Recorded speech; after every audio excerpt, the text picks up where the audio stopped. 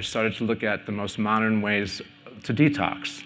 And then I discovered that there's actually wavelengths of sunlight that will mobilize all the toxins in your body. And that was revelating. And back then, now going back 25 years ago, infrared wasn't mainstream. We're one of the first companies that actually brought products to the general public for you guys to be able to get them in your own home.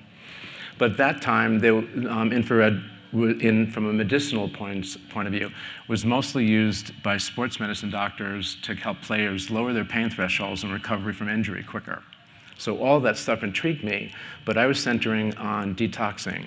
And so what I realized was just having the ability, sun's ability, nature, to be able to mobilize all your toxins is really powerful. And now it becomes much more important because we're living in a much more toxic world, 25 years move forward, right? And